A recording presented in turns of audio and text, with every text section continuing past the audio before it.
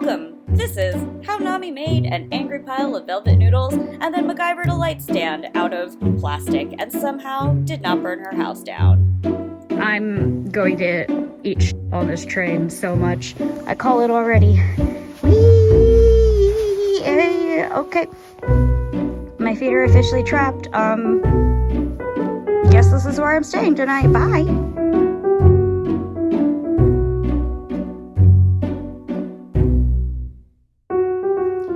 My loves, and welcome to another video. I apologize in advance for the rather clickbaity title for this video, but I will say it may be pretty clickbaity, but it is also pretty true. After loads of procrastinating, it finally begins. So this is the Ironworks gown flat pattern from Redthreaded that I was able to get, and you'll see here this is over 40 inches big. So unfortunately what happens is that when you zoom in, and we'll go, all these lines are super blurry. What I'm doing is I am using the pen tool in Photoshop to draw out the pattern again on top of this, so that way I have a not blurry pattern that I can clearly cut from after I send it to the printers. She is here and in the right size. I am going to start drawing out the pattern on this, and it's supposed to just be a connect the dots thing for the skirt at least, so I'm going to do that first, and then we'll tackle the bodice. That's going to be a different issue. Not saying I'm scared for the bodice. I'm a little bit just a little bit scared. Just this much.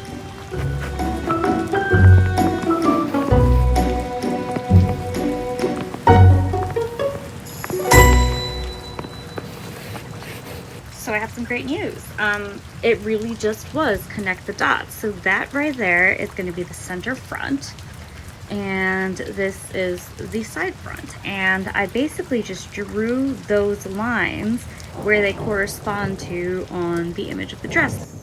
So this is the last piece that I needed to make, which is like this little wedge that goes on the bottom of the train to sort of like fill it out in between the side front and the back. So this is the part that connects to the side front, and this is the part that diagonally connects to the rest of the train on the back, because there is limited width of fabric in this design in ye old times. So this was the chunk of the train that was missing because it had to be cut in like a tube that way.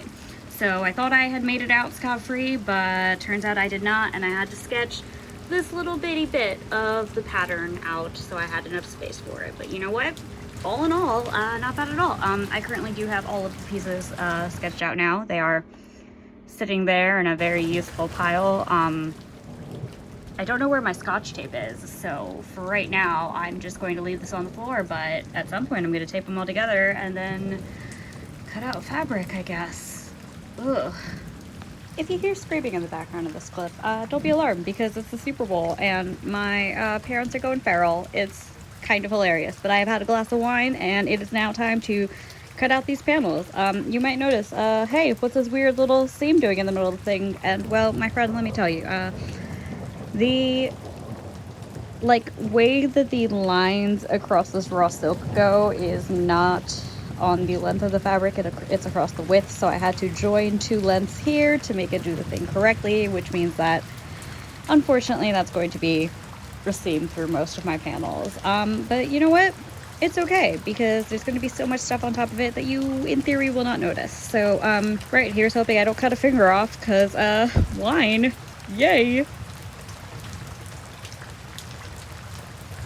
So the very first step is taking the pattern that I have made for the actual skirt, and then I put some of the double-sided fusible paper on top of it, and then I go through and I trace the design onto the fusible web using that pen there. After that, I'm going to flip this, so just this piece here, and I'm going to put another piece of fusible web on top of that and trace again to get myself two mirrored panels. So this right here is the center front panel, and I'm going to get started on that now. And here we are, fully traced out. So I bought this fabric years ago. So it is getting sacrificed to the sewing gods to be used as interlining. Now, unfortunately, because I had it folded in a box for at least 5 years at this point, it has some pretty heckin' strong creasing in it. So I have to iron this, which makes me angry because my ironing board currently looks like this. And yes, I shouldn't use my ironing board as a storage solution, but listen. We just do what is convenient in the moment without regards for future Nami, and thus future Nami is always sad. This is my grave. I dug it, and now I'm going to undig it, tidy it, fill it. I don't know. So in the interest of multitasking and convenience, I am now cutting out the interlining, and I'm doing it by rotary cutter because faster and less whatever scissors motion. Less scissors motion, so less hand strain, and there's already a lot of hand strain going on in this project, so we're trying to be gentle with ourselves. So what I'm going to do now is I'm going to finish cutting all these pieces. I'm going to baste together the interlining, and I'm going to fit the skirt over the hips while I have my corset on, because as of right now this is fully unfitted at the hips, which is a problem because hips in the Victorian and late Victorian and early Edwardian period definitely lie. They are full of lies and padding. So yes, that is our next task. So here it is, guys. The skirt came together. The train is absolutely giant. Please ignore my piles of stuff on the ground around my sewing table. Got a lot going on. But yeah, you may be asking, hey Nami, how is it that you YOLO and never actually do mock-ups and things just fit? And honestly, my friend, I don't know. But if it makes you feel any better, it does also fail a lot. I just tend to not talk about those, or I give up projects that didn't initially work and they go into my endless bag of UFOs. So I promise it doesn't always work like this, but sometimes I do indeed get very, very lucky.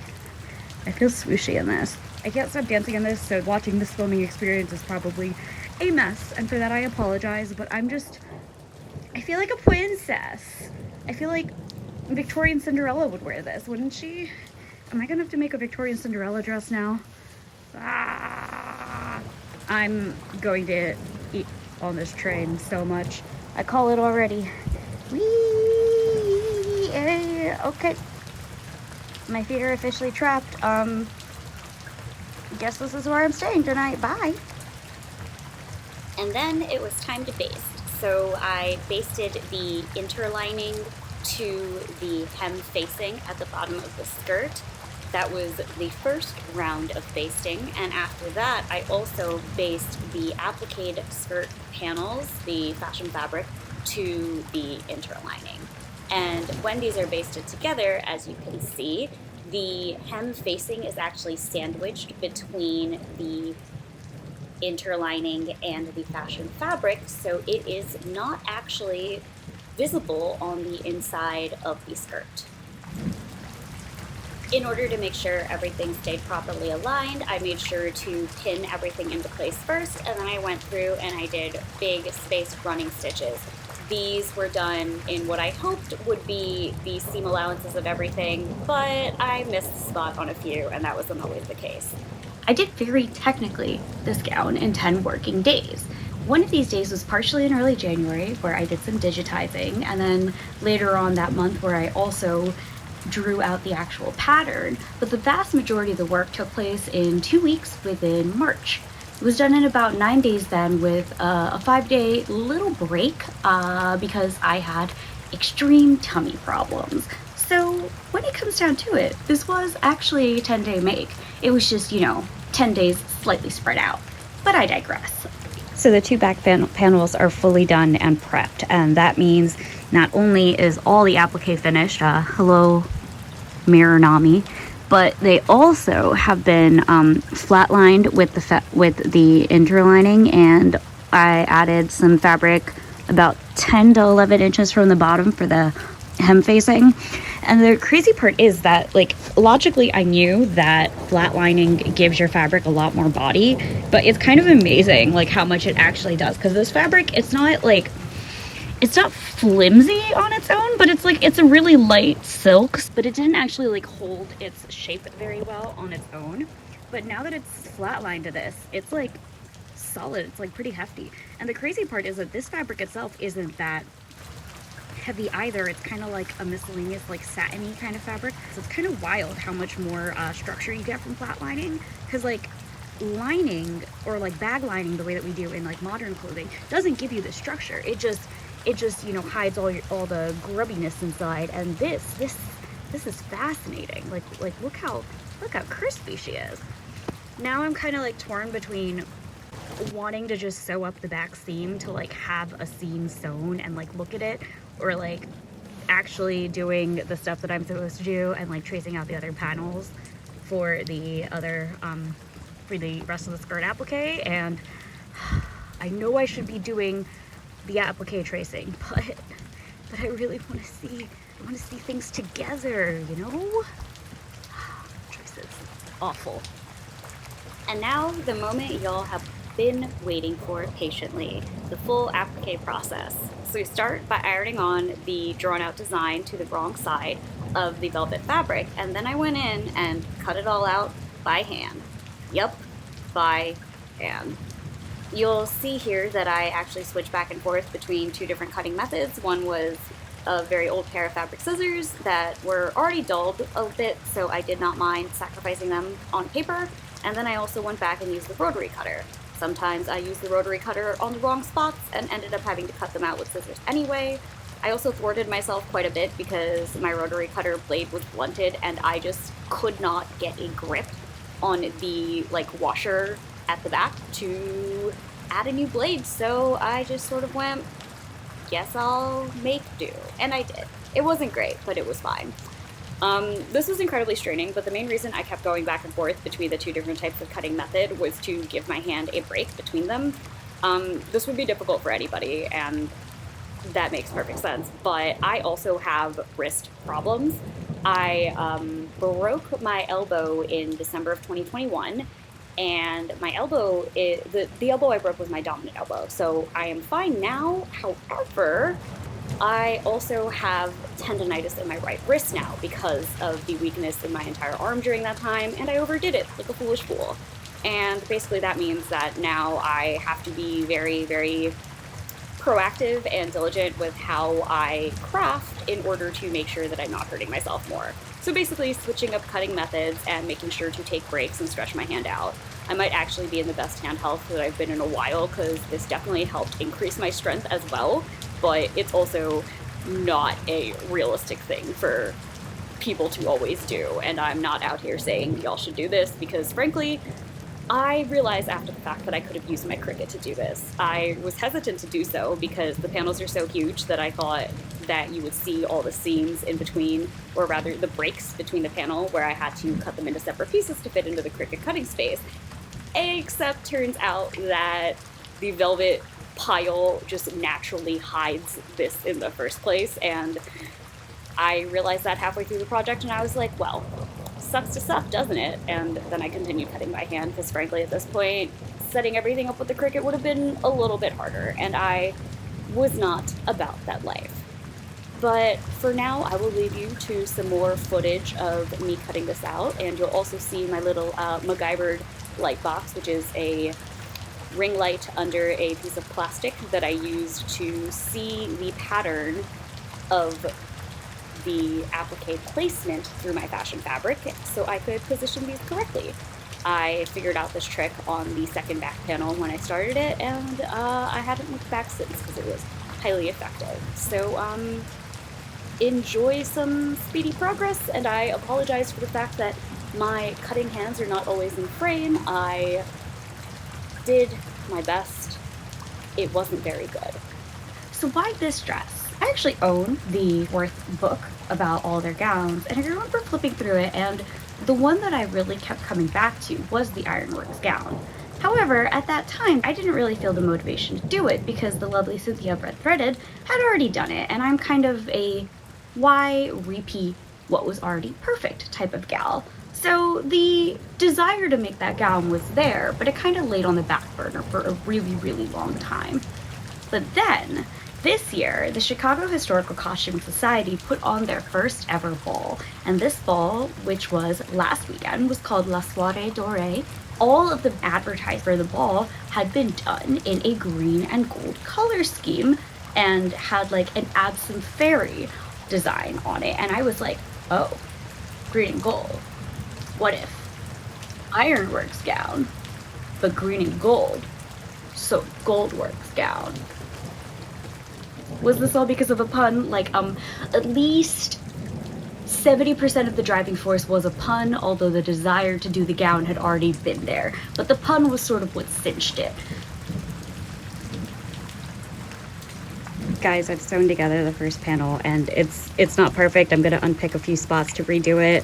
And there was a section here where I thought this portion of the design wouldn't come into the seam, so I didn't replicate it on the other side. So I'm gonna do that to make it perfect and stuff. But it's real. I'm shocked. I'm shook. It's like, oh my god, I'm so happy. I'm so happy. It has happened.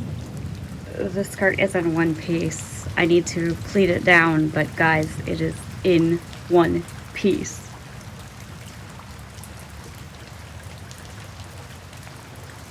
So first full try on is occurring. Obviously I have not fixed the bodice yet. That is my next task, but skirt is assembled. I'm so happy. She does have a gap at the center back right now, so I'm gonna add in a little placket there. And hopefully for the day of, I'm just gonna lace myself into this corset a little bit tighter. Oh my god, I'm so happy. I can't believe it, guys. It's real. Holy heck. She needs a hem still, but that is a tomorrow me task. Have you ever been hemming a giant skirt and you are almost at the end and you have literally a hand's width until you make a full circle and then you run out of thread? Because that's where I'm at right now. It's 2:30 a.m. and I do want to give up, but I'm going to just tack this down. It'll be fine.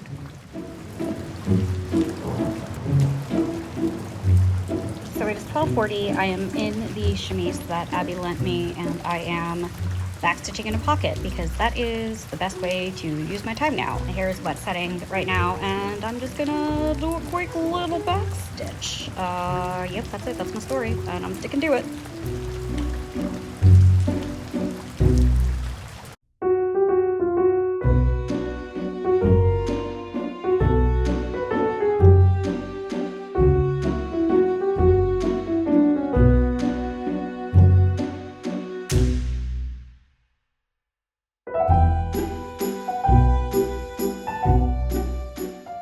So there we have it.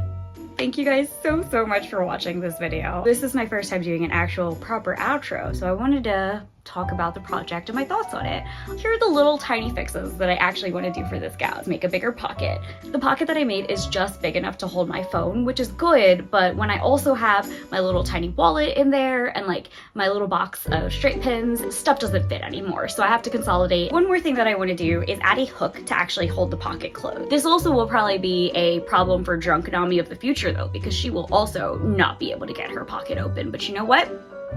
She's gonna have to learn to deal. I want to add eyes to the skirt in the back, waistband, and in the front to hook the bodice onto the skirt so that it holds its position. One thing that I noticed is that the center front of the dress liked to get slightly misaligned as the day went on. I want to be able to hook the center front into place. Now, the positives. I think my face says it all. I'm just so happy that it worked. I'm super proud of myself. There's something really exciting about conceptualizing a project and dreaming about how it will turn out and having it actually turn out. And that's what this was. I also proved to myself in the course of this project that it is okay to take breaks and to not work on a project that you're excited for if you're not excited for it in that moment. If you've come this far, I would really appreciate it if you would like, comment, and subscribe. Next week, I'm going to have the follow-up video to this, which is going to be all about making the bodice. And let me tell you, that was a different struggle of a different kind, and boy, did it give me anxiety. You will also get the full reveal of the gown. I love you all, and thank you for watching.